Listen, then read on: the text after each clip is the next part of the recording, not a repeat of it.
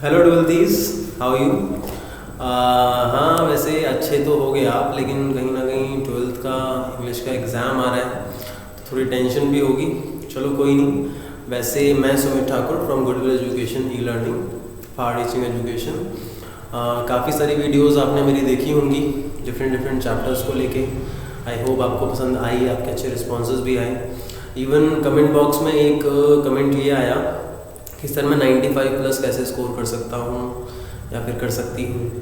तो in that case I believe that कि मुझे ये वीडियो बनानी है और आपको ये पता चलना चाहिए कि आप 95 प्लस अगर मार्क्स इंग्लिश में स्कोर करना चाहते हैं तो वो मार्क्स आप कैसे स्कोर कर सकते हैं। मैं आपको बता दूँ, बहुत ईजी टास्क होता है 95 प्लस मार्क्स स्कोर करना, और इसमें ज़्यादा कुछ नहीं करना होता। एक होता है हार्ड वर्क और एक होता है स्मार्ट वर्क। तो हमें हार्ड वर्क अगर करना है तो या बिल्कुल आ सकते हैं, इसमें कोई भी शक नहीं है, लेकिन वो तब जब आपने शुरू से प्रिपरेशन की हो। आई डोंट नो आप देख रहे हो ये वीडियो, आपने कितनी प्रिपरेशन की है, लेकिन मैं आपको स्मार्टली अगर बताऊं कि एक वीक से वीक स्टूडेंट या फिर एक इंटेलेक्चुअल स्टूडेंट या वो स्टूडेंट जिसने अभी तक बहुत कुछ नहीं किया है या फिर वो जिसने बहुत कुछ कर रखा है, सारे मिला जुला के स्टूडेंट्स जो हैं अगर वो मार्क्स स्कोर करना चाहते हैं 95 प्लस 90 प्लस और एटलीस्ट अगर 80 प्लस मार्क्स स्कोर करना चाहते हैं तो वो कैसे ये मार्क्स स्कोर कर सकते हैं। इसके लिए आपको सबसे पहले ये बात पता होनी चाहिए कि आपके पेपर का ब्लूप्रिंट क्या है। सबसे पहली चीज़, इंग्लिश का हमारा 12th क्लास का पेपर 100 मार्क्स का जो होता है, इसमें हमारे 3 सेक्शंस होते हैं, आपको पता है। ब्लूप्रिंट आप देख सकते हैं, जैसे कि रीडिंग सेक्शन, राइटिंग सेक्शन और लिटरेचर सेक्शन। अगर रीडिंग की बात करें तो 30 मार्क्स का होता है।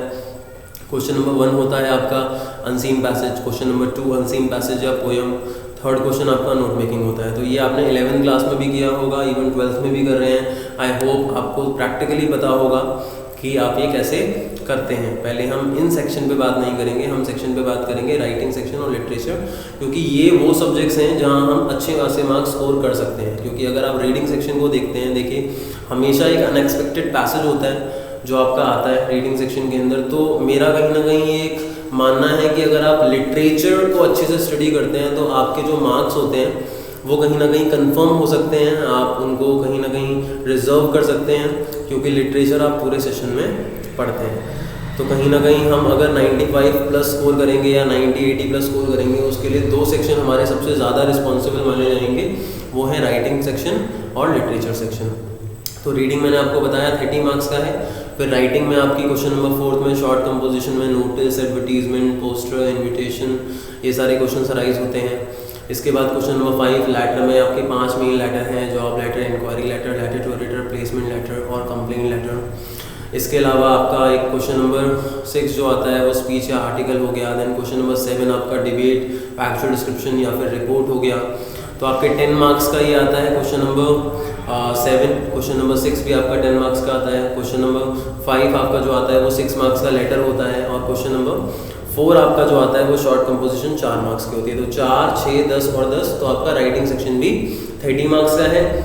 और लिटरेचर में क्वेश्चन नंबर 8 आपका पोइट्री से स्टैंजा 4 मार्क्स का आता है। उसके बाद आपके शॉर्ट क्वेश्चंस आते हैं 3-3 मार्क्स के, 6 आते हैं, 4 करने होते हैं आपको, तो 12 मार्क्स ये हो गए। फिर एक लॉन्ग क्वेश्चन हो गया, एक वैल्यू बेस्ड क्वेश्चन हो गया, 6-6 मार्क्स के ही हो गए। तो आपकी टेक्स्ट बुक जो होती है लिटरेचर में, एक पार्ट टेक्स्ट बुक का है, एक नॉवल, तो टेक्स्ट बुक आपकी 28 मार्क्स की आती है।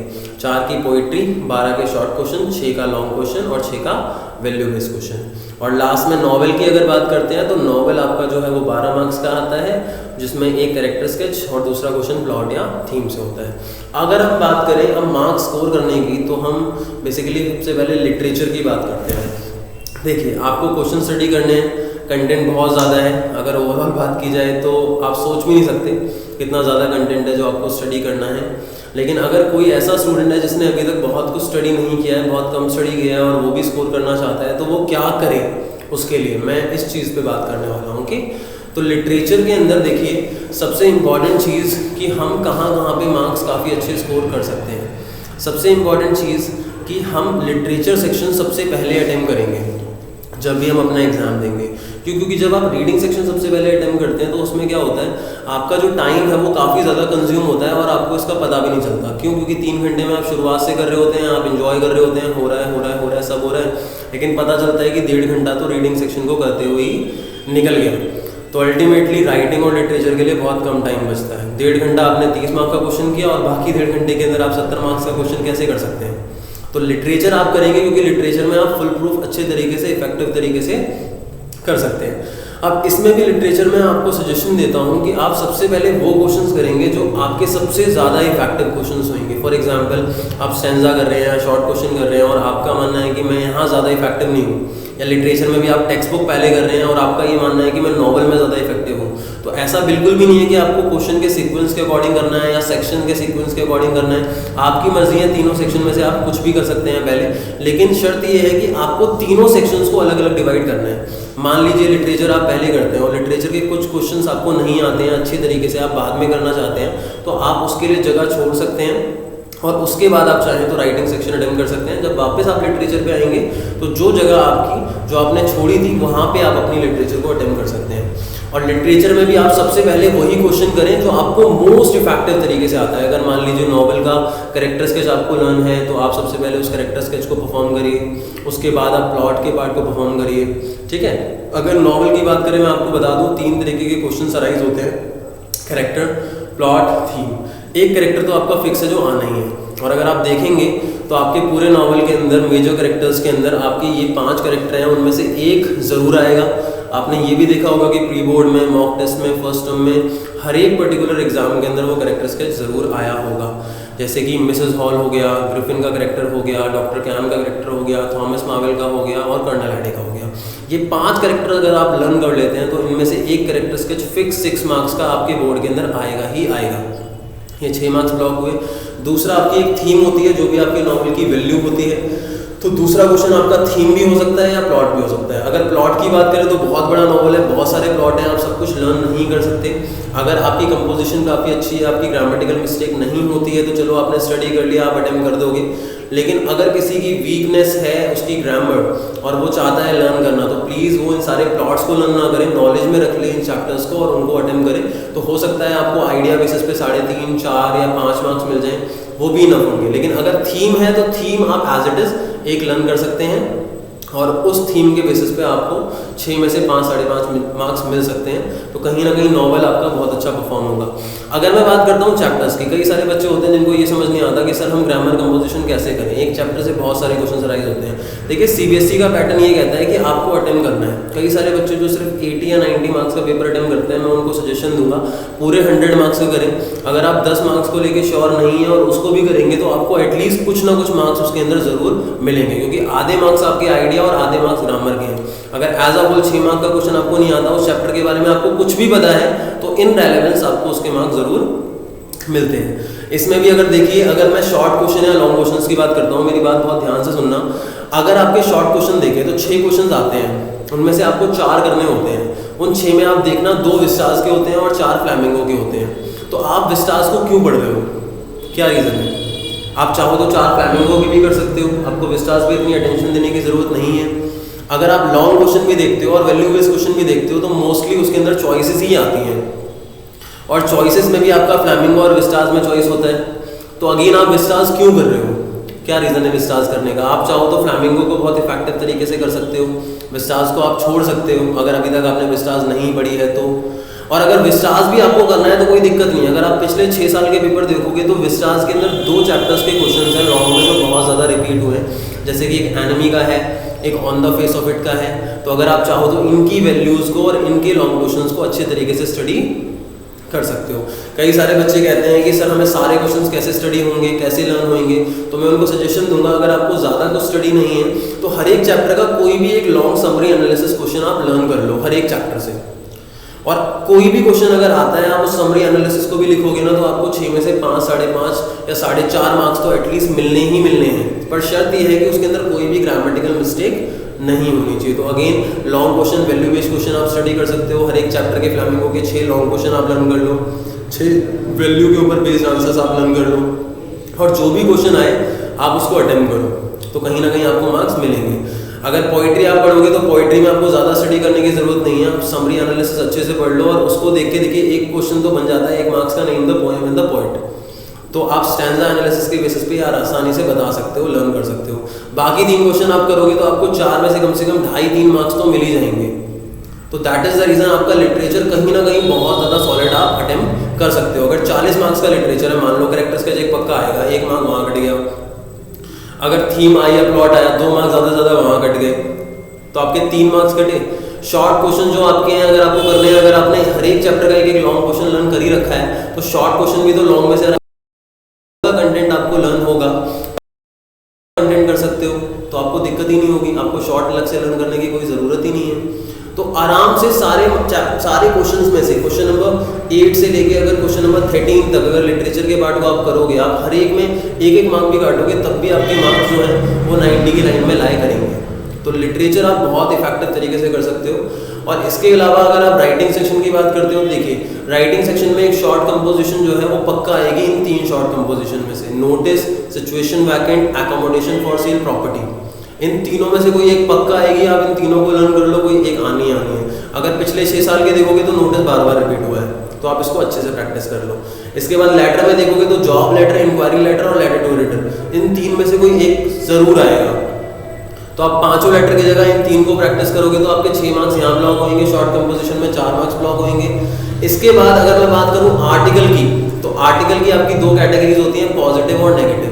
नेगेटिव मतलब प्रॉब्लम के ऊपर आएगा, पॉजिटिव मतलब किसी चीज़ की इंपॉर्टेंस के ऊपर आएगा। स्पीच भी कहीं ना कहीं आर्टिकल में से ही हमारी कंपोज हो जाती है, बस स्टार्टिंग एंडिंग लाइन हमारी डिफरेंट होती है। तो आप चाहो तो कुछ कॉमन लाइंस लर्न कर सकते हो, ऐसी कॉमन लाइन जो कहीं ना कहीं हर एक प्रॉब्लम को कमेंट करे। जैसे आपने बोला it is a big problem, it is increasing day by day, it has become common these days, many people are facing this problem. कुछ ऐसी लाइंस आप ले सकते हो डिफरेंट आर्टिकल से, और उन आर्टिकल्स की लाइन को आप लर्न कर सकते हो। और जब आप करोगे, अगर आपकी ग्रामेटिकल मिस्टेक होती है तो आप इन लाइंस को यूज करो मेजर पार्ट पे आर्टिकल को करते हुए, तो कहीं ना कहीं आपकी सबसे बड़ी ये प्रॉब्लम सॉल्व हो जाएगी। स्पीच भी आप करोगे तो स्पीच की भी स्टार्टिंग एंडिंग आप किसी भी गाइड से रेफरेंस लेके लर्न कर सकते हो। अगर डिबेट की बात करते हैं तो देखिए डिबेट और स्पीच में चॉइस आएगी, स्पीच कर सकते हो आप, क्योंकि डिबेट में कहीं ना कहीं आपको एक सर्टेन स्किल की जरूरत है। और मैं आपको सजेशन दूंगा, देखिए जब भी चॉइस वाले क्वेश्चंस आप करते हो, चाहे राइटिंग सेक्शन के हो चाहे लिटरेचर के हो, आप हमेशा दोनों क्वेश्चंस को स्टडी करो और ये देखो कि मेरे लिए ज्यादा इफेक्टिव क्या होगा। कई सारे बच्चे अपनी ईगो के चलते हुए पहले क्वेश्चन को ही करते हैं कि नहीं मैं पहला ही करूंगा कि मेरा सीक्वेंस ना बिगड़े, मैं शुरुआत से लास्ट तक करूंगा। देखो ऐसा कोई रूल नहीं है कि आपको शुरू से लेके लास्ट तक सेम सीक्वेंस पे करना है पेपर को, आप किसी भी सीक्वेंस के हिसाब से कर सकते हो, बस सेक्शन जो है आपके अलग अलग डिवाइड होने चाहिए। तो मेरा मानना ये है कि आप स्मार्ट वे में करो, आप अपनी ईगो को आड़े मत आने दो। तो चॉइस में भी अगर लेटर है तो 2 लेटर में मान लो, जो अगर आपका जॉब लेटर है और इंक्वायरी लेटर है, तो आपको पता है जॉब लेटर में मुझे बायोडाटा इनक्लोज करना है, तो आप उसे क्यों करोगे जबकि वो ज़्यादा टाइम कंज्यूम करेगा, तो आप इंक्वायरी करोगे। अगर लेटर टू एडिटर और जॉब लेटर है तो लेटर टू एडिटर में आप खुद कंपोज करोगे प्रॉब्लम को लेके, तो दैट इज द रीजन आप जॉब लेटर करोगे, क्योंकि वहाँ पे एज इट इज आप आंसर को लिख सकते हो। तो बहुत ज़रूरी है कि आप दोनों चॉइसेस के अंदर प्रायोरिटी देखो कि मेरा इफेक्टिव पार्ट कहाँ पे होगा और आप उसी को पहले अटेम्प्ट करो। इवन राइटिंग सेक्शन के अंदर भी आपका मोस्ट इफेक्टिव क्वेश्चन कौन सा होगा, आपको पहले वही अटेम्प्ट करना है। मैं आपको लिटरेचर पहले अटेम्प्ट करने के लिए क्यों बोल रहा हूँ, क्योंकि देखो रीडिंग सेक्शन अगर आप अटेम्प्ट करते हो वहाँ पे कभी परफेक्शन नहीं हो सकती, क्योंकि पैसेज अनएक्सपेक्टेड होता है। ज़्यादातर बच्चे तो कॉपी पेस्ट करते हैं वर्ड्स को फॉलो करके, तो कहीं ना कहीं जो एग्जामिनर है उसका फर्स्ट इंप्रेशन जो है फर्स्ट सेक्शन से स्टार्ट होगा जब वो चेक करना स्टार्ट करेगा। अगर आपका इंप्रेशन जो है वो लो और माइल्ड सेट होता है स्टार्टिंग में भी, तो चाहे आपने लिटरेचर बाद में कितनी भी इफेक्टिव कर रखी हो, वो आपको मार्क्स जो होगा वो रीडिंग सेक्शन के बेसिस पे ही देगा। आपने लर्न कर रखा है, वहाँ बहुत अच्छा कर दिया, रीडिंग सेक्शन में उसे ग्रामेटिकल मिस्टेक दिख गई, कॉपी पेस्ट दिख गया, कॉम्प्रहेंशन उसे कहीं दिखा नहीं, उसका सेट हुआ एवरेज की भाई बच्चा एवरेज है, लिटरेचर में चाहे कितना भी अच्छा कर लिया उसने आपको दिए मार्क्स 6 में से 3, 3.5। तो इसीलिए आप पहले लिटरेचर करो, फिर उसके बाद आप राइटिंग करो, और राइटिंग के बाद आप रीडिंग करो, और रीडिंग में भी देख लो कि नोट मेकिंग और अनसीन पैसेज में मेरा ज़्यादा इफेक्टिव क्या है, ताकि इंप्रेशन अच्छा सेट हो। इसके बाद राइटिंग सेक्शन में अगर नेगेटिव आर्टिकल पॉजिटिव आर्टिकल की बात करें तो बहुत सारी आपकी लाइंस होती हैं, आप डिफरेंट रेफरेंस बुक में से ले सकते हो। अगर आप रीडिंग सेक्शन भी करोगे तो रीडिंग सेक्शन के अंदर अनसीन पैसेज और नोट मेकिंग में से आपको नोट मेकिंग इफेक्टिव तरीके से करना चाहिए। नोट मेकिंग में टीचर बहुत कुछ नहीं पढ़ता, नोट्स वो सामने देखता है, एब्रिविएशन 4 है या नहीं है कम से कम ये देखता है, समरी को वो एक बार पढ़ता है। नोट मेकिंग, एब्रिविएशन और समरी, उसकी प्रेजेंटेशन बहुत अच्छी दिखनी चाहिए। अगर प्रेजेंटेशन अच्छी है तो टीचर बहुत अच्छे तरीके से इंप्रेस होता है और वो आपको नोट मेकिंग में 8 में से 7, 7.5 मार्क्स भी दे सकता है। मान लीजिए अनसीन पैसेज आपका बहुत अच्छा नहीं, क्योंकि वहाँ तो आपको कॉम्प्रहेंड करना ही पड़ेगा, या फिर आप कॉपी पेस्ट करोगे। अगर कॉपी पेस्ट करोगे तो मेरा मानना है कि भाई 12 मार्क्स का एक अनसीन बैच है, 10 मार्क्स का एक, तो 22 में से आपको 12, 13 या 14 मार्क्स मिल सकते हैं। क्लियर? ये आपके ऊपर डिपेंड करता है कि आप उसे कितने अच्छे तरीके से एग्जीक्यूट करते हो। तो दैट इज द रीजन मैं कहता हूँ कि रीडिंग सेक्शन में मान लो आपको 30 में से 20 मार्क्स, 22 मार्क्स, 23 मार्क्स भी मिल गए, कोई दिक्कत नहीं है, कोई भी दिक्कत नहीं है, क्योंकि राइटिंग और लिटरेचर एक ऐसा पार्ट है, आप चाहो तो बहुत अच्छे मार्क्स उसके अंदर स्कोर कर सकते हो। लिटरेचर के अंदर 40 में से 35, 36, 37, 38 आ सकते हैं, राइटिंग सेक्शन में से 30 में से 25, 26, 27, 28 आ सकते हैं, और रीडिंग में अगर वो 15 या 20 भी रह गए तब भी आप देखोगे कि इतने मार्क्स काटने के बावजूद भी आपका जो रिजल्ट बनेगा वो कम से कम 80+ तो बनेगा ही बनेगा। तो मेरी कहीं ना कहीं सजेशन है, और सबसे इंपॉर्टेंट बात ये कि आप जब पेपर करोगे तो आपका पेपर 100 मार्क्स का जरूर अटेम्प्ट हो, ये बहुत ज़्यादा ज़रूरी है, क्योंकि अगर आपने पेपर ही 90 का किया तो आप 90 कैसे डिजर्व कर सकते हो। तो 100 मार्क्स का पेपर करना बहुत ज़रूरी है। बच्चे कहते हैं पेपर बहुत लेंदी होता है, उनकी सबसे बड़ी गलती ये होती है कि वो सीधे एग्जाम देते हैं और उससे पहले फुल कोर्स के टेस्ट नहीं देते। तो कम से कम आप 2 फुल कोर्स के टेस्ट जरूर दो, मेक श्योर करो कि आपका पेपर 3 घंटे में हो रहा है, बैठ के सेम बोर्ड की तरह सेम लेवल पे 3 घंटे पेपर दो। अगर वो 3 घंटे में नहीं हो रहा है और ज़्यादा टेस्ट दो, ताकि वो आपका बोर्ड में 100 मार्क्स का हो, क्योंकि मैं गारंटेड कह सकता हूँ अगर आपने वो फुल कोर्स का टेस्ट नहीं दिया, एक भी टेस्ट नहीं दिया, उसके बाद आपने पेपर दिया और इवन आपके मॉक टेस्ट में भी आपने देखा है कि आपका नहीं हुआ है, तो आपका बोर्ड में भी पेपर नहीं होगा। हमेशा ध्यान रखना 3 घंटे का टाइम जो मैक्सिमम टाइम होता है वो एक्चुअली मैक्सिमम है, आपको एक्चुअली में ज़्यादा टाइम मिलता है। हमारे बोर्ड के पेपर की टाइम लिमिट होती है कि आपका 10 मार्क्स का पेपर 15 मिनट में होना चाहिए, ज़्यादा से ज़्यादा 10 मार्क्स का 15 मिनट में होना चाहिए, तो 100 मार्क्स का आपका होना चाहिए 150 मिनट में, और 150 मिनट होते हैं 2.5 घंटे। अब आप कहोगे सर आधे घंटे बैठ के पहले हम करेंगे क्या? तो आधे घंटे में आपको क्या करना होता है, आपको रिव्यू करना होता है पेपर को। रिव्यू का मतलब होता है आपको ये देखना होता है कि पेपर में कहीं कोई क्वेश्चन, पेपर के अंदर कोई क्वेश्चन तो नहीं छूट गया, क्योंकि कई बार बच्चे हड़बड़ाहट में क्वेश्चन को छोड़ देते हैं और बाद में भूल जाते हैं। रिवाइज में क्या करना है, आपको देखना है छोटी छोटी माइनर मिस्टेक होती हैं, कॉमा की, फुल स्टॉप की, इन्वर्टेड कॉमा की, हेडलाइंस की, तो वो सारा का सारा वर्क आप कर सकते हो। पेपर करा कैसे और दिखता कैसे, ये बहुत इंपॉर्टेंट है। कई सारे बच्चे बहुत सारी मिस्टेक्स करते हैं, लेकिन उसके बावजूद उनकी प्रेजेंटेशन बहुत अच्छी होती है, वो बहुत अच्छी राइटिंग लिखते हैं, तो उनके मार्क्स बहुत अच्छे आ जाते हैं। कई सारे बच्चों का कंटेंट बहुत अच्छा होता है, लेकिन लिखते वो बहुत गंदे तरीके से हैं, स्पेशली साइंस स्टूडेंट ऐसे होते हैं कई बार, ठीक है।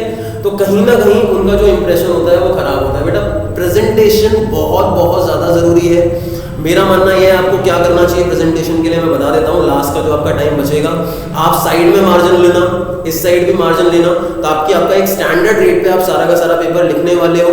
इसके अलावा आप जितने भी क्वेश्चन करोगे आप उसकी हेडिंग जरूर डालना, जैसे कि शॉर्ट क्वेश्चन कर रहे हो तो शॉर्ट क्वेश्चन, लॉन्ग कर रहे हो तो लॉन्ग क्वेश्चन, वैल्यू बेस कर रहे हो तो वैल्यू बेस क्वेश्चन, वो और अपीलिंग दिखे। इसके लिए आप क्या कर सकते हो, मान लो आप रेगुलरली पूरे पेपर में बॉल पेन को यूज कर रहे हो, तो आप एक जेल पेन ले लो, जिससे आप हेडिंग लिखोगे, इवन सेक्शन को डिवाइड करोगे तो सेक्शन ए, सेक्शन बी लिखोगे।